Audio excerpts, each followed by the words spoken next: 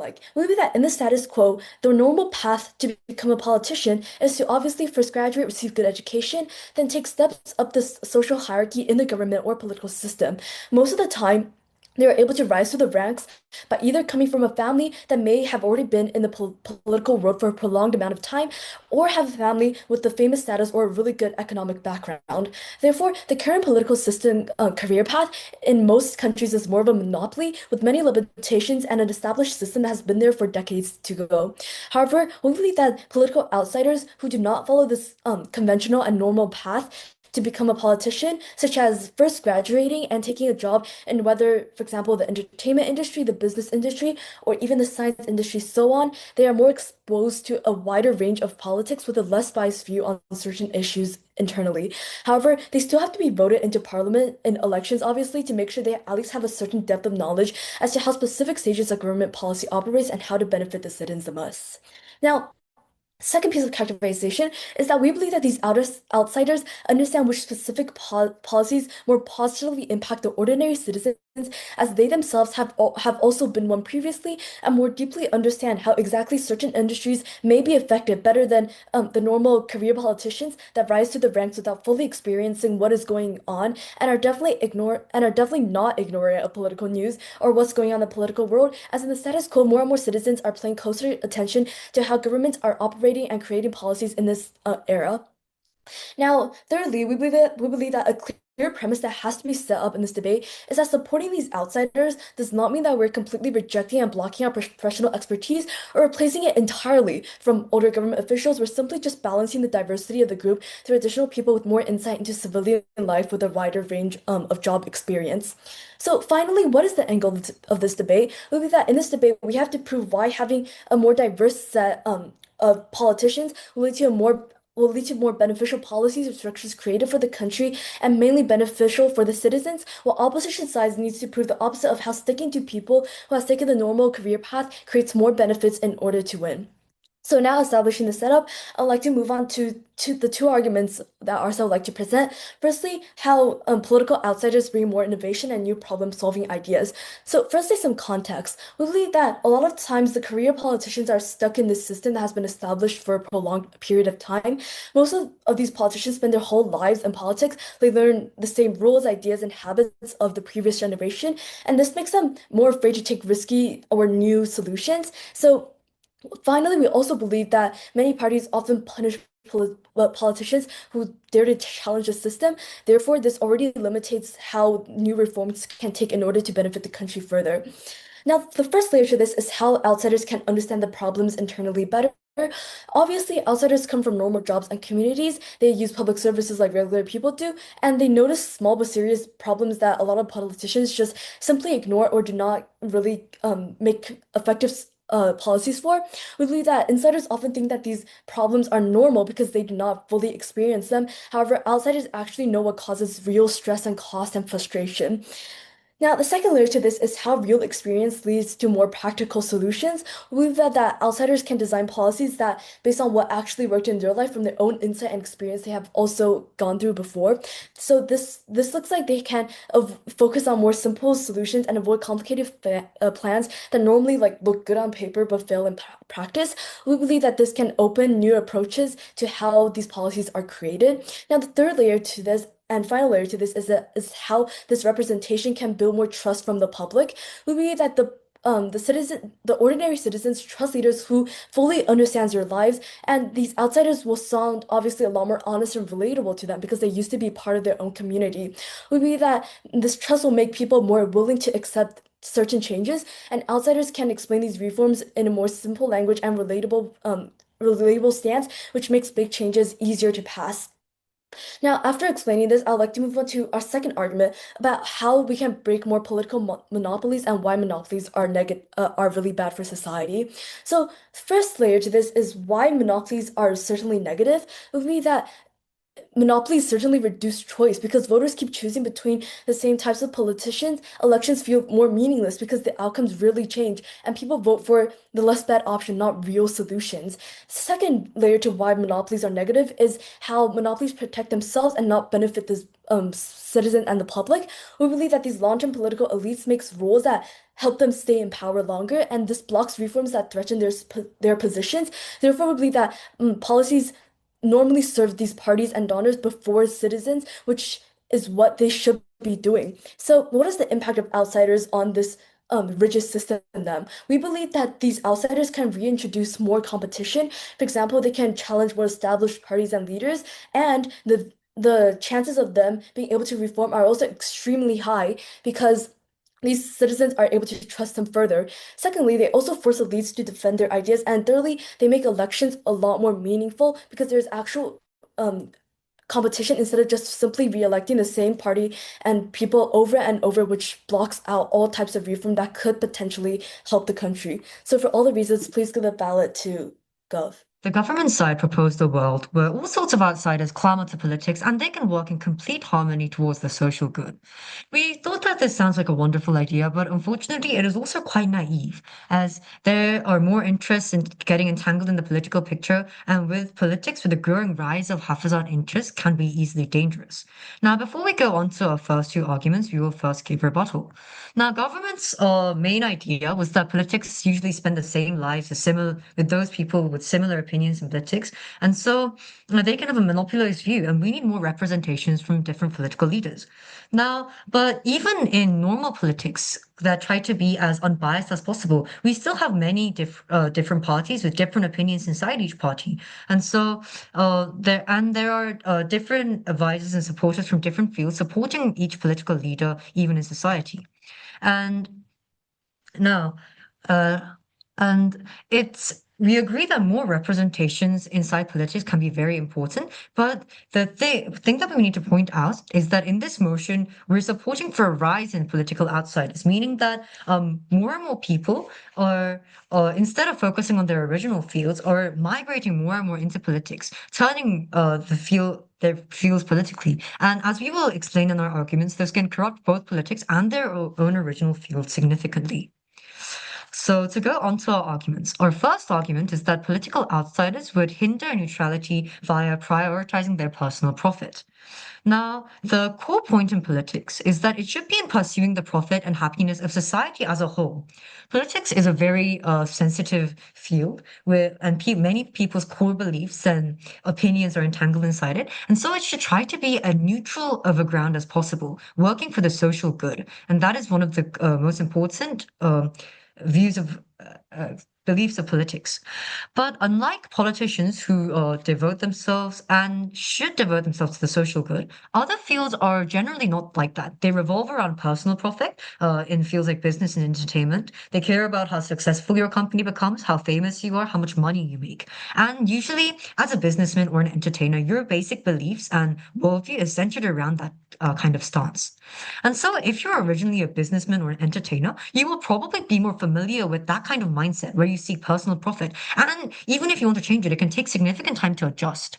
And if you're accustomed to that stance and behavior, it's very easily that whether they mean it or not, they can try to exploit their political position for their own purposes when they get political power. And if especially if you're a political outsider, there are high chances that you're probably originally a part of your own business or an activity movement or entertainment company. And so once you get hold of political power, you will probably favor or support them with your political position as well.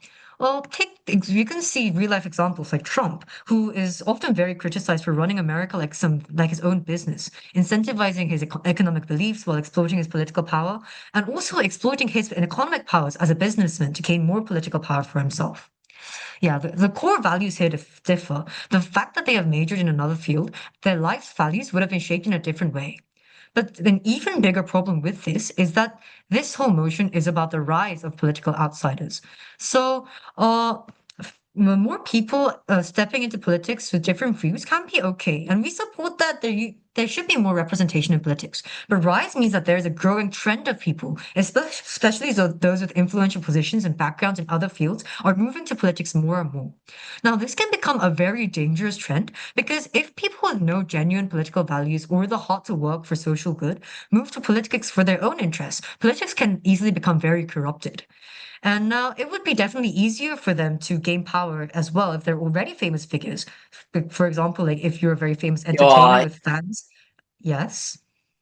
If political experience guarantees good governance, can you explain why decades of experienced insiders still produce corruption, inequality, and policy failure? At what point does experience become evidence of failure rather than competence?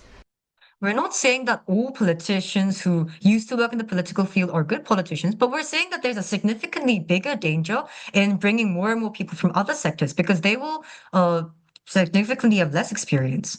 And now, moving on.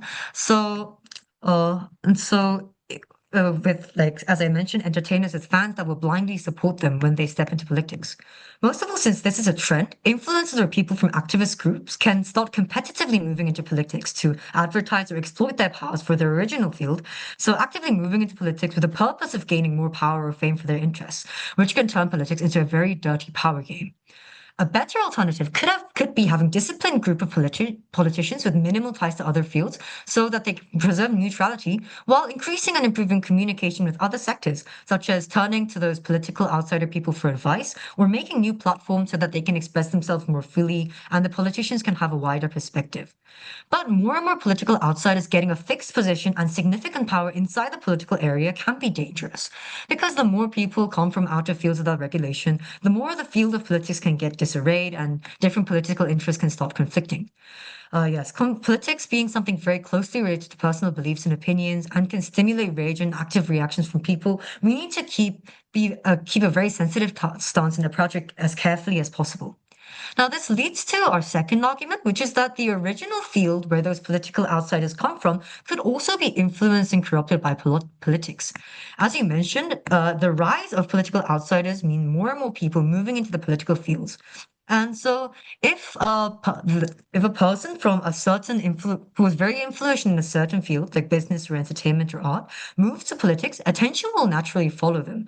And so, and the image that this type of art that they usually participated in will be linked to politics. So that when they see the original field that the person used to be inside, the public will generally link it to politics and view it with a political view. And so this can bring people to participate and pay attention to these original fields, not because they're genuinely interested in art or entertainment anymore, or because they have affection for that certain thing, but because political reasons start to be involved. Now, this is also quite a problem because that means that original fields like art or entertainment or economic businesses, which also hold certain values for themselves, can become corrupted because they become too closely linked with politics, and the public don't view them as an original, valuable field anymore, but something that they project their political views onto and view negatively or have strong feelings towards. And so we believe that the rise of political outsiders would be a very dangerous trend for both politics and their own fields. I'm very proud to propose. Thank you. I oppose. 1. The opposition fears inexperience, but what should scare us more is a system run entirely by insiders who have already failed us. In my speech, first I'll be giving a few rebuttals to the other side, and then I'll be adding more onto my teammates' point about how on our side we could bring more ideas and have more public trust and more participation in the democratic system. Our opponents argue that they're trying to be right now, the political leaders are trying to be as unbiased as possible, and there are existing different ideas. But the thing is that all those ideas on either side share one thing. They benefit themselves and the wealthy instead of the citizens. Those ideas don't change. Sure, they're different, but they're still the same ideas that don't make the citizens feel heard. We need new ideas. We need new innovation so that people would have more trust in the system and want to vote more. They've also talked about how you would have the mindset that focuses on personal profit, but not everyone would have this mindset. And believe it or not, some people actually care about these issues because they've experienced them firsthand. Unlike these political insiders, they know what it's like being on the other side of the stick. They understand how impactful their decisions will be. And even if we assume their best case in that, yeah, they might have this mindset, we have already stated that there's still a voting system. The citizens choose whether or not they want them as their elected official or the president. We just have more variety of ideas to choose from. If there aren't political outsiders, it would just stay corrupted and forever without change. They keep talking about how outsiders would corrupt the government, but they completely ignore our characterization on how a voting system would still be in place. Now I'll be now I'll be moving on to extending on my teammate's point about how it brings new ideas. Outsiders are not constrained by quote unquote by how things have already how things have been done. Traditional politicians often come from a narrow social, economic, educational, and professional backgrounds, such as lawyers and judges. Uh, outsiders bring, but outsiders bring lived experience from a variety of fields. Teachers, healthcare workers, jobs of many different varieties. They aren't trapped within the logic and rules of the original political system. They understand what an ordinary a citizen needs and wants. They understand what the ideas that they want to represent and the issues that they want to solve. If a system hasn't worked for so many years, run by these insiders, why would it suddenly start to work now? We need new ideas. We need innovation in order to solve the existing issues today. When political positions are dominated by career elites, there's little incentive to innovate or perform, as the same individuals are often re-elected. Individuals who have lived outside the elite often experience and understand the inequality firsthand, making them more motivated to address this social injustice and for them to actually make change. And they would understand firsthand what has worked and what hasn't worked, and they would be more motivated to solve this issue. Right now, politics are dominated by those whose families have been a part of politics and rich people. These politicians would mostly focus on benefiting themselves instead of the citizens because they've never experienced what it's like being in the lower middle class, because they are privileged and they want to continue being privileged. Only on our side, with the rise of political outsiders, will these ideas be challenged or changed. If there is a rise in political outsiders, we would then also gain more public trust. The reason why the system is the trust in politics is collapsing is because people feel as if it is rigged for insiders and is a system made solely to benefit the elites and the wealthy. Elections feel performative, parties feel interchangeable, and politicians appear disconnected from everyday realities. Having political outsiders show us that change is still possible and that power is still accessible and that leadership isn't solely reserved for elites. This is very important because a democracy can only exist when there is a belief in a system and people are actually actively participating in a voting process. When citizens feel represented, that is when they engage. These new ideas can finally appeal to the public and show that change is possible, that politics is still accessible. Career politicians often attempt to build trust through campaigns and speeches. However, those efforts on their side fail because they come from the same people who caused the distrust in the first place. They were the ones who set the system up, and they were the ones who are making these policies. Political outsiders, by contrast, they would rebuild the trust that was broken by previous leaders. Their lack of prior political engagement gives them moral authority when critiquing the system, making their promises of reform more believable and probable because they weren't the ones who made those rules in the first place. And before I move on, would anyone like to give a POI? 3, 2, 1. Okay, no POIs. So we believe that only when we bring political outsiders would we be able to actually improve a system, because let's look at the system right now. It's completely run by elites. It's like a private club that would only benefit themselves without actually going into the real world and thinking about their citizens.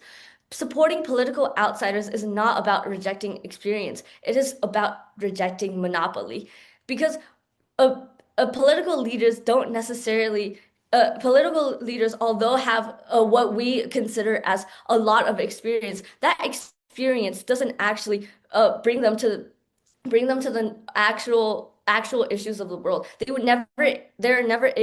are never able to actually experience these issues. They rely on the news and they rely on statistics, but they don't see the real lives that are taken because of the actions that they are doing, while these outsiders would actually be able to see it. So in my speech, first I've rebuttals to all of their points, and then I've added more onto my teammates' point about how it brings new ideas, and I've talked about how public trust is a very important factor within this debate. And I hope, and all in all, I hope you give the ballot to proposition. Thank you.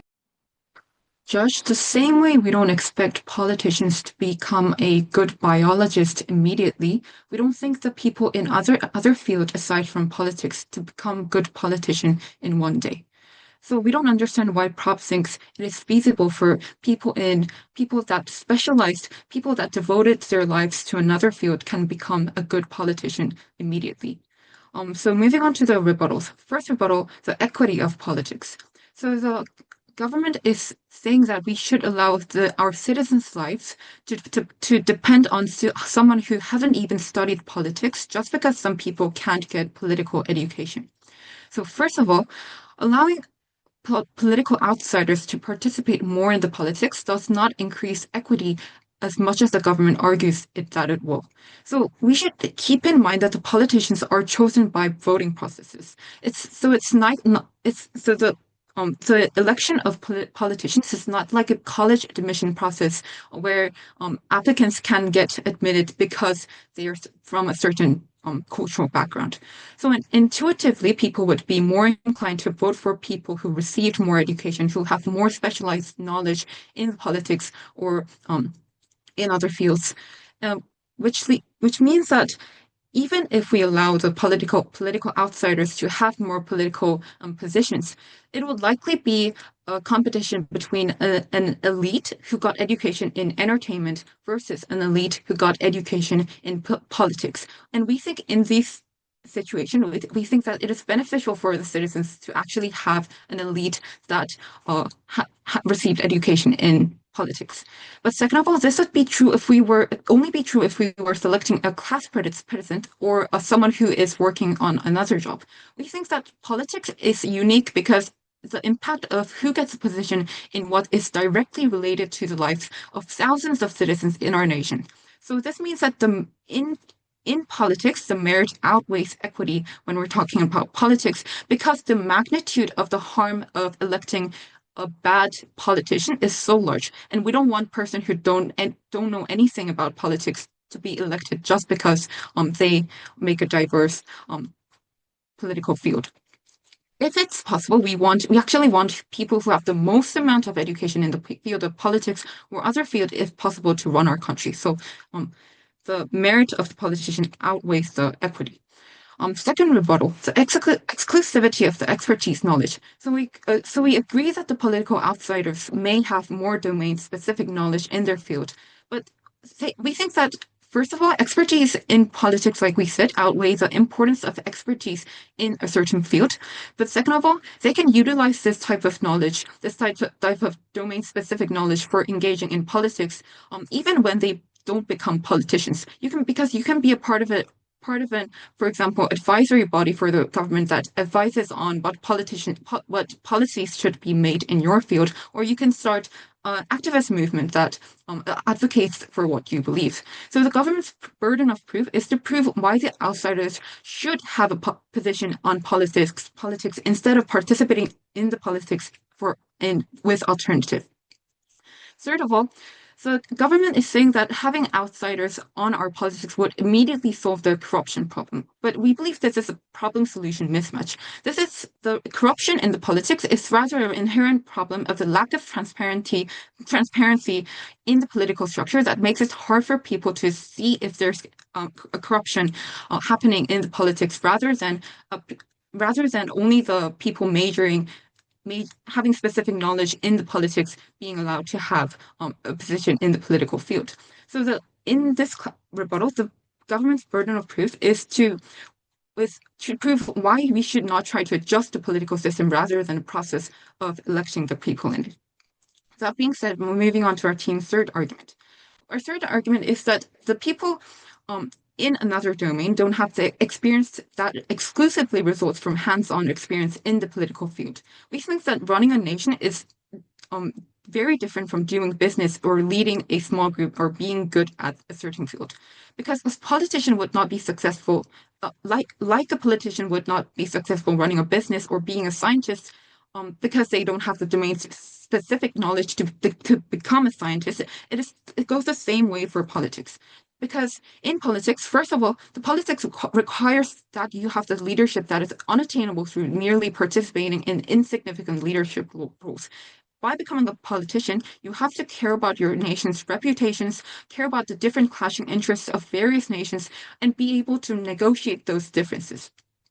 And we think that this is a skill that you can gain only through hands-on experiences in the political field. And this is especially important in the political field because we think politics is a thing that is more learned through hands-on experiences, what you gain from the interactions between other politicians rather than the knowledge you can get from books. So we think that even if the politicians may not have the domain-specific knowledge, those experiences in the political domain always outweighs the domain-specific knowledge of the political outsiders. Second of all, in politics, to become a good politician, you should not only be specialized in your own field, but also have generalized knowledge. And in terms of this, we think that the politicians who are educated from when they are educated on politics always will have the more generalized knowledge than a person who has only studied entertainment or law. But third of all, politics have a unique value system that is different from all the other domains. In politics, the goal and duty of a party is to make life better for all the people in the nations. But we think that other fields are generally not like that because they revolve around personal profit, for example, business. We think that because of this, the fact that the core values of politics and other majors differ, and the fact that they have majored it in another field, this means that their life values would have been shaped in a different way. Trump is an example of a political outsider, and the difference between politics and a business is that when a person is not bringing any profit to a business, you can fire them. But in politics, there's no such thing as firing a person from a society. So unlike any other field, politics should be focused more on the humanitarian and law aspects. Very proud to propose. Opposition have spent this entire debate telling you a comforting story that politics is safest when it is run by the same people from the same circle with the same interest year by year. They want you to believe that familiar face means clean hands and that change is dangerous simply because it is unfamiliar. But let us be very clear, the greatest corruption in modern politics have not come from amateurs working into the government. It has always come from professionals who knew exactly how to exploit the system, who knows every bug in the system, right? This debate is not about whether outsiders are perfect. It is about whether unchecked insiders are more dangerous than accountable outsiders. And today, opposition is defending the very condition that allows corruption and favoritism to thrive. Incredibly proud to propose. Two things in this speech then. First is some framing, but secondly, two clashes on this debate. First framing then, about compare systems, not individuals. Because I think what opposition side tries to do in this debate is to pointing out, because they keep pointing out, bad outsiders. I think this is simply irrelevant, because I think the correct comparison then is a system dominated by political insiders versus the system open to outsiders and competition. We do not ask you whether some outsiders may fail, because I think all systems simply produces these failures, right? The system that we ask for is a system where systematically reduces abuse of power. And I think on that question, openness always beats entrenchment every time, right? But secondly, that about incentives actually matter more than intentions, right? Because I think opposition side tries to argue to you throughout the entire debate, or is based on intentions, right? About how outsiders might be selfish, outsiders might be biased. We argue based on incentives, because I think insiders, they rely on party donors, they depend on long-term political survival, benefits from, all of this kind of, bad things, just also tries to you down the bench, right? Thirdly, on what these politicians actually look like. Because what some opposition side want you to believe is what, how these people do, I think, they're sort of perfect, about how these people do know what they're doing, they're not going to go corrupt, or, at least they're less likely to go corrupt compared to these people in our side of the house, right? But also, and I think this is something that is simply not true, which I'm gonna explain later on, but also I think this debate simply shouldn't be about whether politicians are good, right? It's about whether this kind of trend is good, right? It's about whether the entire action of letting more ideas and that entire action of creating and generating and incentivizing more ideas is good or not in this debate, right? And I think, again, they don't actually need to become, the president of US in order to become a politician. They can be a small mayor, they can be a vice mayor, they can be anything, right? Also, Judge, I think we simply have things such as voting systems that already exclude these people who are like, I guess like bad, or these people who are likely to go corrupt, right? Now, first theme then, about outsiders are more likely to lead to corruption. And what's the opposition tells you then? They tell you three things. Firstly, they tell you about about how these people, they lack institutional knowledge, they rely on informal networks, and they're more easy to manipulate. However, what do we tell you? We told you that this fundamentally misunderstands how corruption actually works, right? Because we told you multiple times about how corruption actually thrives when rules are understood only by insiders. We told you that corruption thrives when relationships are long-term and unchallenged. We told you that corruption thrives when oversight is relaxed due to familiarity, right? But also we tell you about how outsiders, by contrast, are actually are people who face media scrutiny. We tell you about how they are actually politically expendable. We told you how they are the ones that are new to the entire system, thus they're less likely to actually, go to all of this kind of corruption and go through all of this kind of corruption, right? And George, no, here we're not telling you that these outsiders are able to solve the problem right away. We're saying that at least we take people away from monopoly and we create more unique ideas. And I'm gonna prove why that is something that will only be uniquely achieving on our side of the house. Yes. Do you think everyone should become politicians in order for their voices to become heard? I don't think so. Exactly, right? I think even though okay, I'm gonna frame it like this. In the current society, if you're not a politician, in order to let your word get heard, you actually need like a huge amount of people thinking this idea together. You actually gotta I guess let all of these people go to the government and tell the government they want this thing to change, right? When you become a politician, when you get this kind of new idea, I think it's simply I guess this entire new idea of actually being used by the government is actually much more likelier when you're just like a normal person, like trying to activate and trying to advocate for something, right? But also I want to emphasize here about when they actually tell you about about how these outsiders, they're likely to go to about how some outsiders are good but too many is bad. We tell you about how opposition is simply trying to draw an arbitrary line that they simply can't justify, because we tell you that if outsiders are sometimes good, then the only logical question is what determines how many are too many, right? They never actually provided you with any mechanism nor any reasoning about what they define as too many, right? But also we tell you about how trends don't actually happen without demand. We told you that a growing trend of outsiders does not occur randomly. It happens when traditional parties fail to respond. It happens when trust in institutions decline. It happens when voters seek alternatives, right? Right? And Josh, here, just think of this example. Who is more likely to rig in game, right? Is that the people who knows everybody on the field? Is that kind of old judge and old referee that knows everybody on the field and have great relationship with the coach? Or is it a new guy who is I guess the spotlight of the entire world? I think it's obviously the first one, right? And that is exactly the characterization that we told you down the bench of these old and these people who have controlled the entire government throughout the years, right? But also we tell you about how a few outliers simply cannot break elite capture, right? We tell you about how opposition admits outsiders have value, but only as exceptions, right? And I think that simply means that elites remain dominant, about how power structures stay intact, and about how insiders face no real threat, right? And I think this entire goal of this debate is simply to create a better and better world, and I think this is something that is simply not likely to achieve on their side of the house, right? Now, quickly then, why do we think our impacts are so unique to our side, right? Firstly, that we told you down the bench that proposition is the only side that actually actively enables outsiders to gain power, right? Because I think if outsiders don't gain power, then obviously this kind of monopoly is still going to happen. Obviously these old guys or these really experienced person are still going to be in charge, right? But secondly, we told you about outsiders' advantage disappear once they become insiders. Once they become insiders, which is something that opposition claim, and how many of proposition's impact rely on the outsider's status itself, right? Thus, conclusion then is really simple. Our side of the house is the only side that actually advocates for this kind of change. We are the only side that actually have I guess a sense of hope for change, and we are the only side that actually produces the policy that leads people away from monopoly, and the policy that actually creates a better world. Incredibly proud of your pose. So, in today's debate, as opposition whip, I have two clashes, and in the middle, I'll take a PY. So starting with innovation versus stability and why proposition has a false characterization as opposed to what we try to present.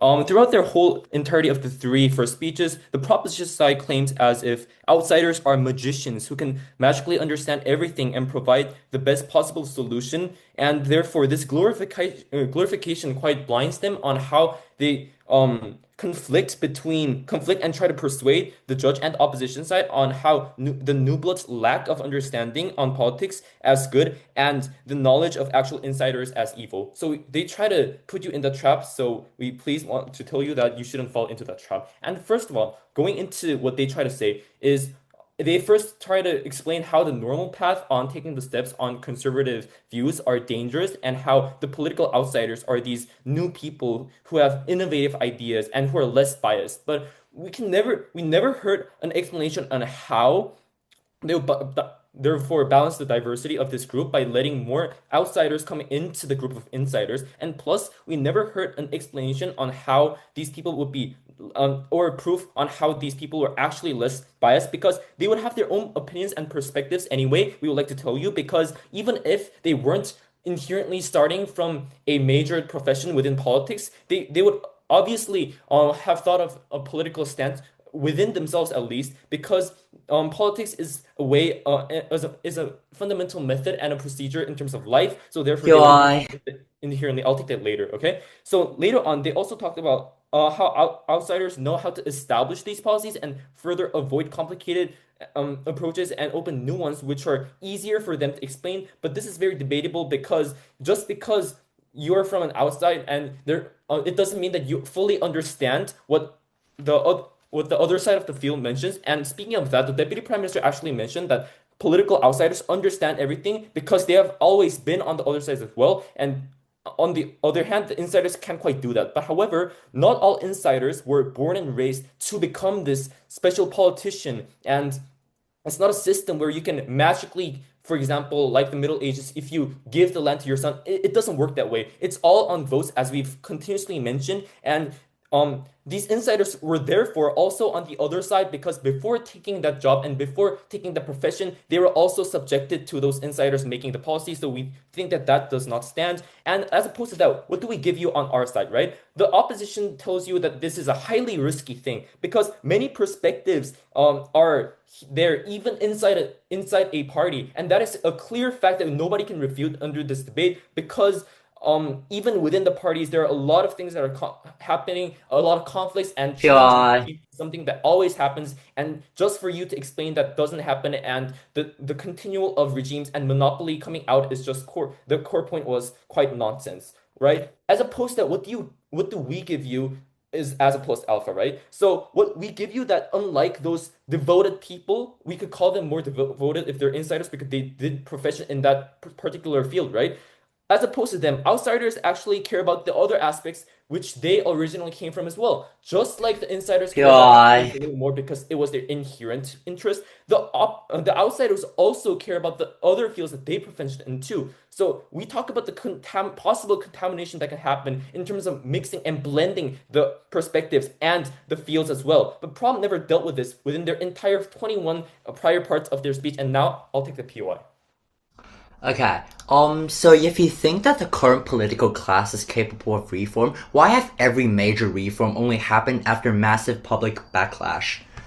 First, I do not think that is true. And second of all, I think that is quite irrelevant to what we're talking about, because what you're trying to say is that new people know better and the old one quite don't. But as opposed to that, we believe that in terms of political outsiders understanding and the risk that is happening, our side is much more feasible and has a better impact to society. So leading on to the second clash, which is about which side better presents a more reliable world in terms of politics for most stakeholders, I think we also take this clash because what they mainly try to explain is that, they bring up this thing where a lot of the insiders get reelected and the regime not changing, but we all realize that politicians actually do change a lot, and that this is all derived by an inherent structural system that is quite powerful called voting, and therefore these quite baton-touching ways and the procedures of what they try to tell you is very narrow, is a very narrow viewpoint, because they only consider the fact that the government is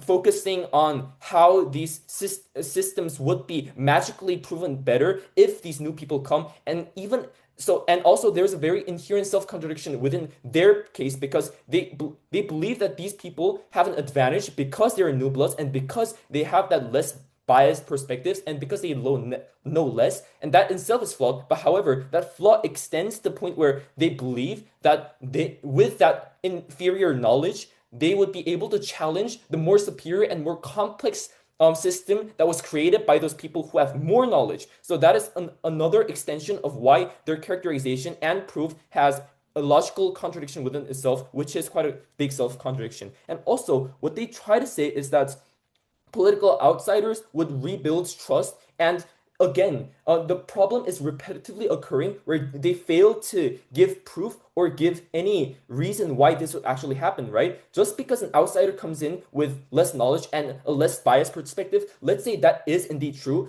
but making those promises would make them more reliable. We think that that is very questionable because there are so many people and so many sides in terms of politics, right? So if you believe in a certain political stance, then you stick with the political stance. If you change it, you change it. But the unchanging fact and the inevitable thing that would happen within the society is that once you pick a side, that is the side that you trust, right? So let's say that new people came in who do not support your side, right? Then of course you will not trust these people, and you would not, and the extent of trust wouldn't even increase an inch, right? So therefore, while they fail on the extensive characterizations within their three speeches, which were very repetitive, I want to finish off by saying clearly mentioning that what we give you is more feasibility because we actually told you within our constructive argument speeches that the feasibility issues are always present within our world, right? Because the politicians are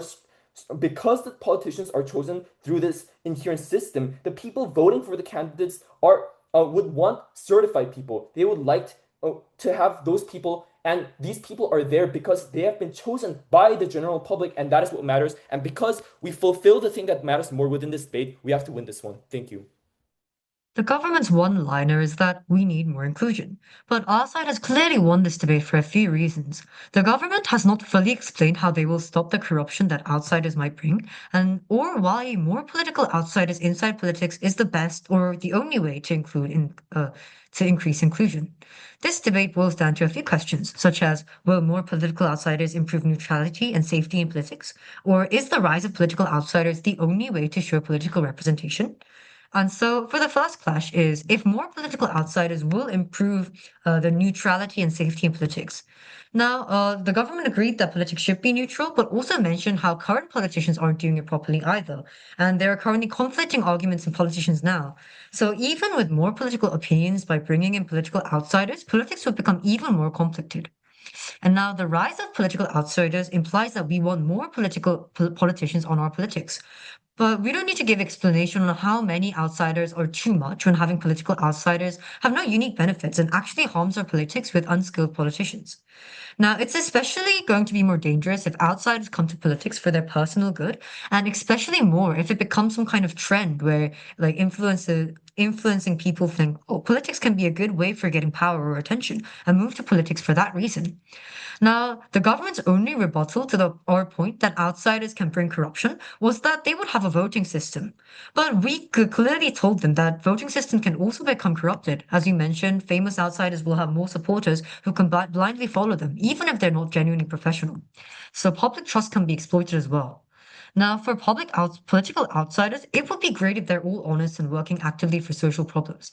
But being a political outsider could mean that you're not completely validated in politics, and there's a higher risk that they will be less knowledgeable in politics as trained politicians.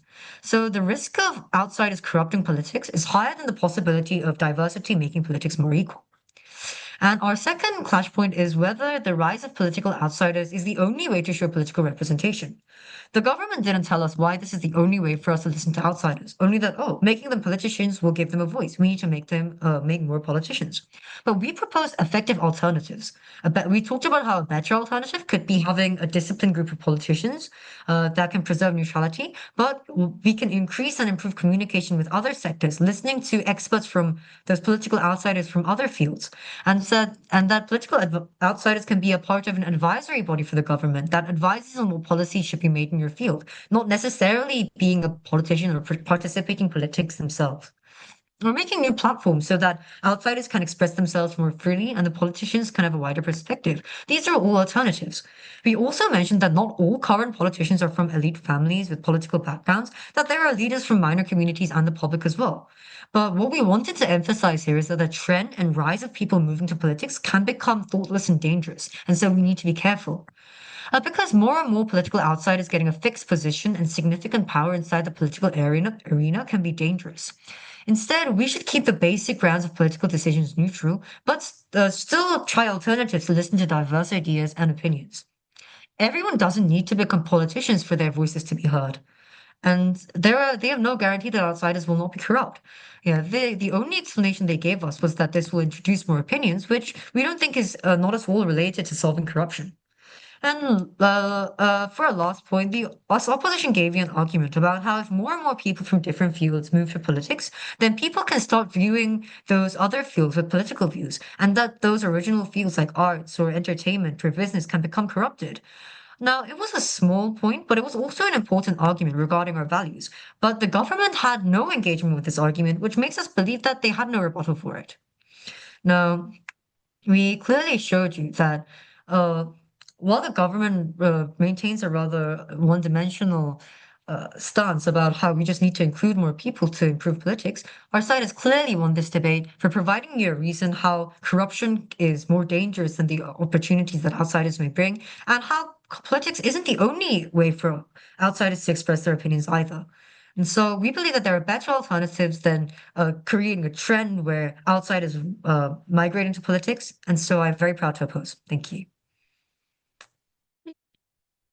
Opposition side has spent all of their speeches trying to explain why normal citizens are going to be more corrupt than these established systems.